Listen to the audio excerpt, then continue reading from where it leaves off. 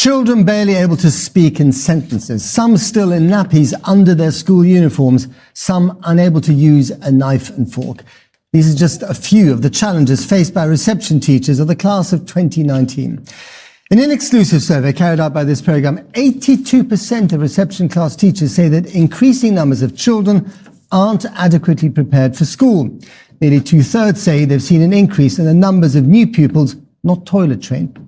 They told us about children who didn't recognise books, swiping them like tablets. And with some parents delegating story time to technology, is Alexa becoming nanny? Our social affairs editor, Jackie Long, has this special report.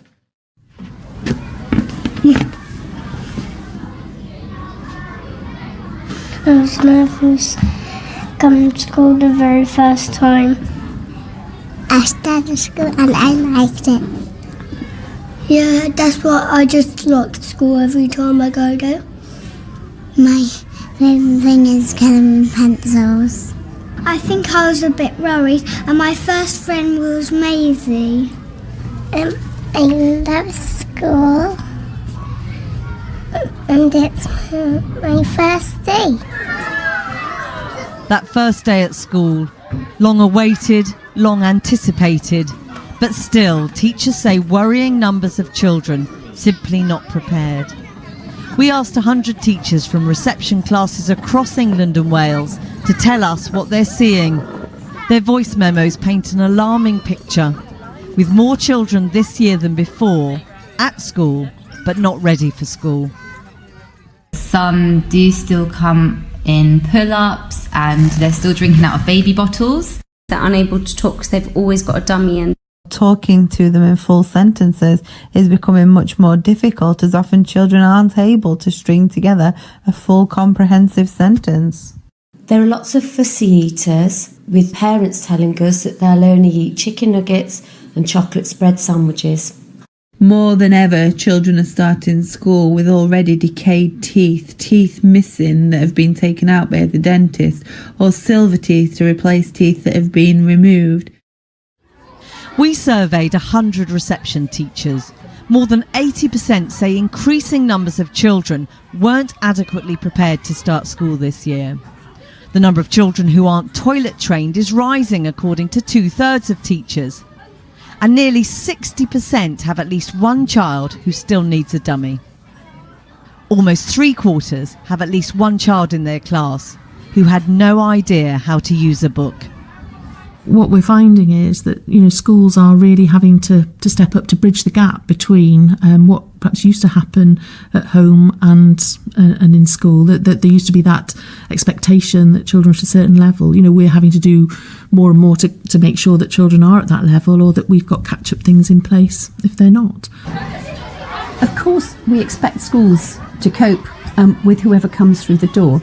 But when we can see what they're having to cope with is stuff that actually should happen in the previous phase, whatever it is, we're shortchanging children if we actually leave them through primary education unable to do things that they're perfectly capable of learning and to enjoy doing when they're 3 and 4 and 5 years old.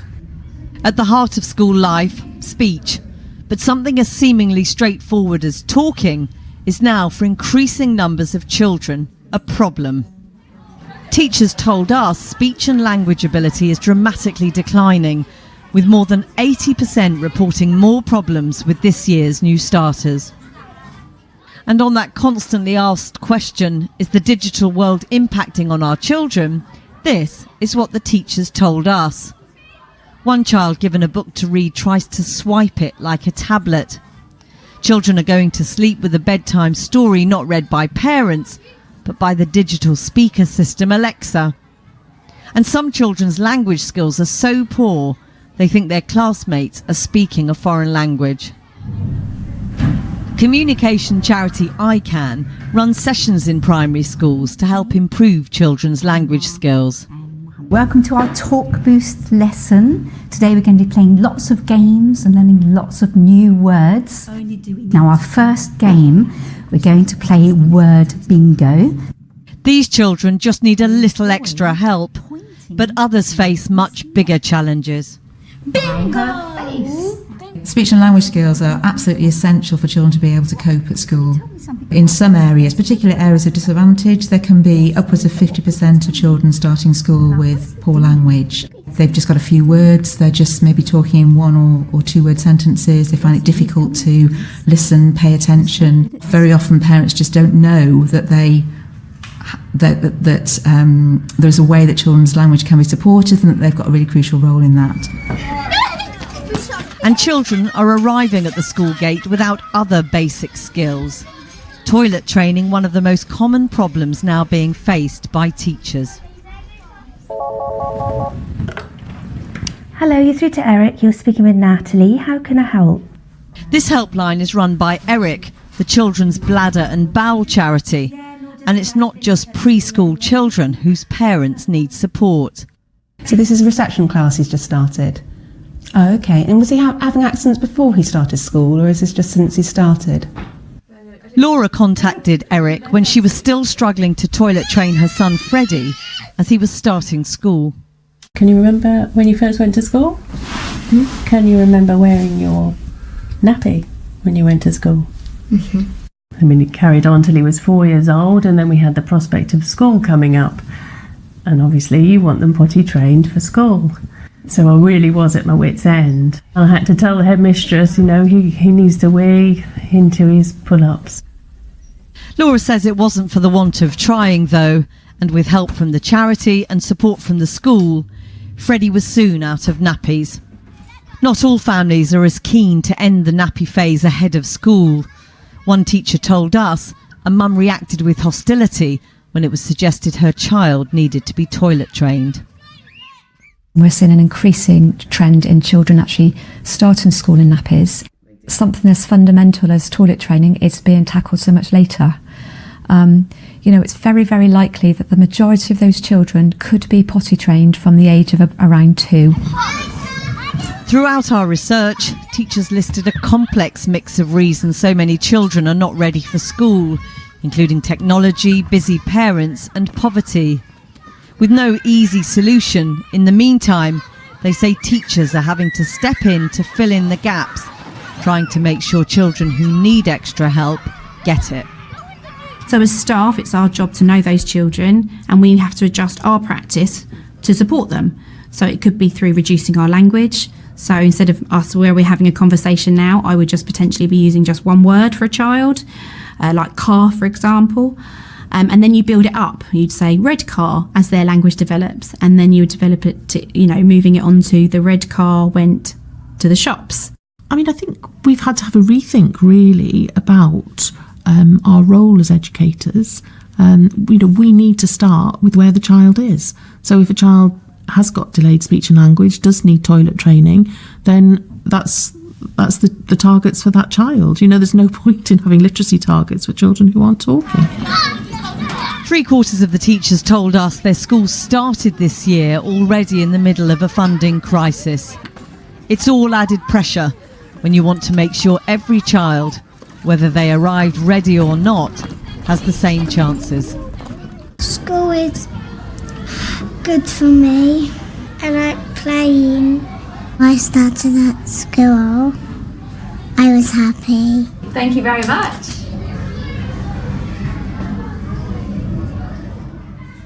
That special report by Jackie Long. Well, joining me now, Natasha Bauer, who's an assistant head teacher at a primary school in West London, Christina O'Donnell, a journalist and author who now runs a parenting charity, and by Belinda Palmer, who gave up her job in tech to run a campaign highlighting the dangers of digital addiction. Welcome to you all.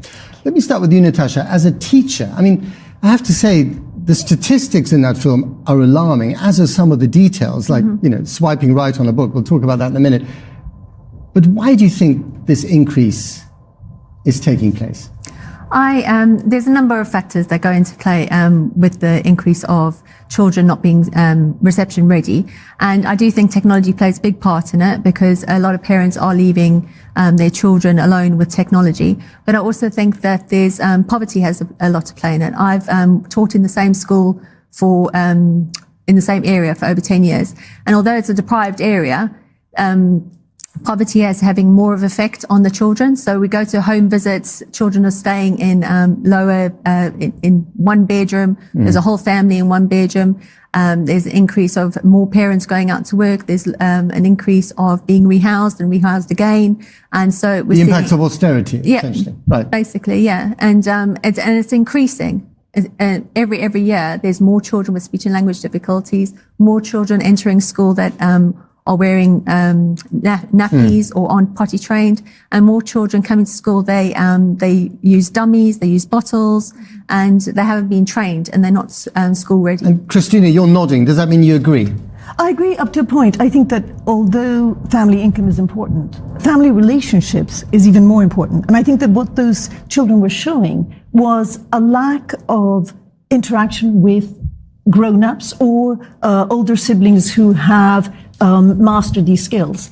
And what we're seeing again and again and again in our parenting charity called the Parenting Circle is parents who are feeling overwhelmed, isolated, and absolutely incapable of teaching children the most. But they might not have the time or the money to do so. I mean, if you have to work 2 jobs in order to make ends meet. But what I think is the bottom line is isolation. You know, what we used to have, I think that the difference between a few years ago and today is we used to have either an extended family or the neighbors or both around us from whose examples we could learn.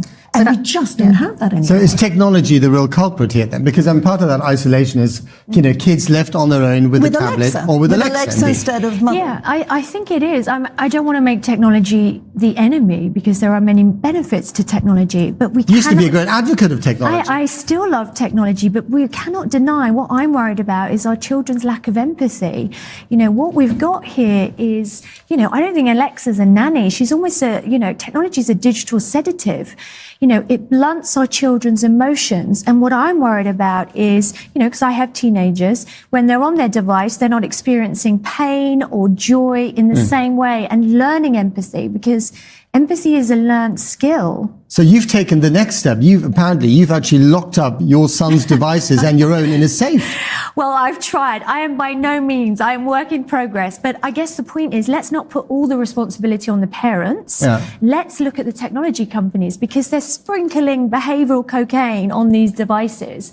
And our kids are addicted. And I, as a mum, I can't compete with those levels of dopamine. But it's so easy to blame technology, isn't it? And you've done the right thing. You've locked it up. Well, I haven't, because my son hacked the Wi-Fi the other day, and I had, we don't know Your son hacked the Wi-Fi? He did. I think the point is... How old is he? 4? No. 13. Right, okay. But it's very difficult for parents to navigate this new world. And I think what you're seeing is a correlation, if not a causation, between those behaviours and the impact of technology. A lot of this, Natasha, ends up on the desk of teachers. Yeah. Teachers have to do, that's the whole point of Jackie's film. Teachers have to do the work that should be done at home.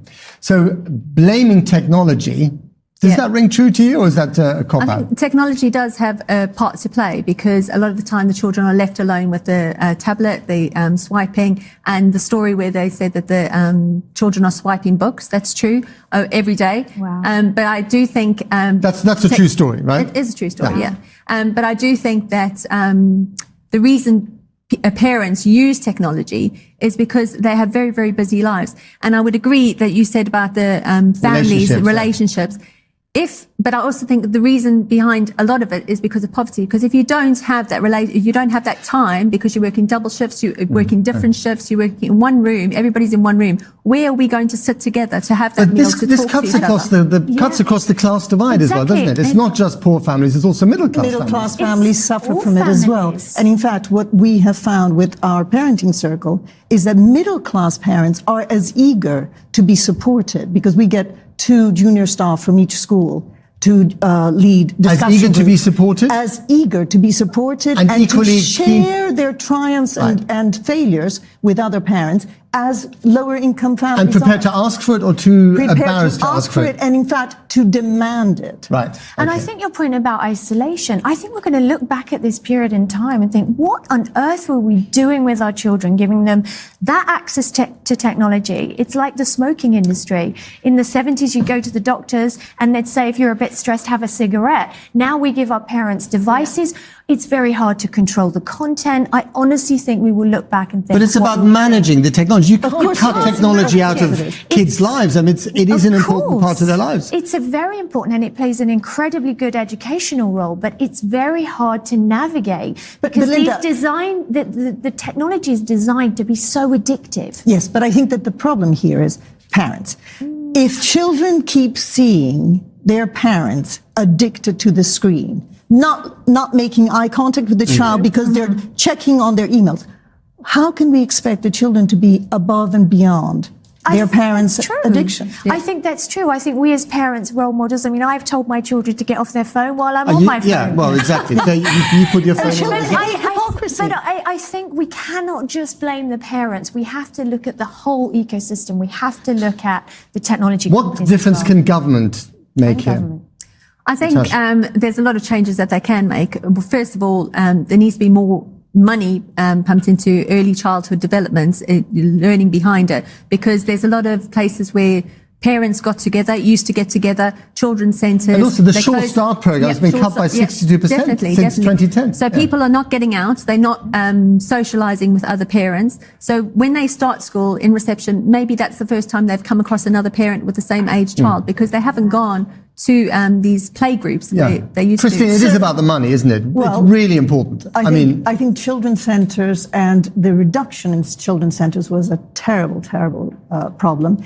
But again, I think if you can find a relationship and it is in somebody's home or it's in a classroom when it's not being used by the school, you don't even need that much money. You need an intervention that is absolutely targeted at relieving teachers. But you're talking about family and community and social networks, and that's an entirely different question altogether. But I think it's also about educating parents even before they have the children about how important communicating and targeted intervention. We could go on, but we can't. We've run out of time. Thank you very much to all of you. Natasha Bauer, Christina O'Donnell, Belinda Palmer. Thanks very much to you. John.